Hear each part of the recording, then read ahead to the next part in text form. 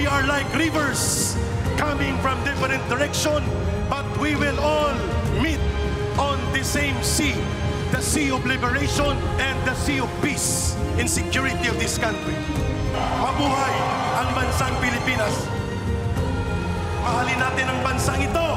Walang ibang magmamahal nito, kundi tayo ring mga Pilipino. Noong panahon ng KOJC siege, nakita ko yung tatag ninyo. Nakita ko nung parating na yung libo-libo na mga PNP. Libo sila na fully armed. Libo. Nang natakot ako talaga noon, nang nilabot ako, narinig ko dito sa baba, na sa third floor ako noon, nakita ko yung mga KOJC nagkakantahan kayo. Hindi man lang malungkot na kanta. It was a song of victory. Maraming salamat sa KOJC, sa tiwala at suporta ninyo.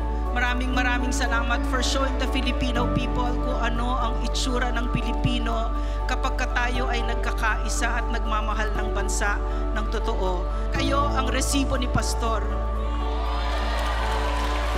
Because yung love po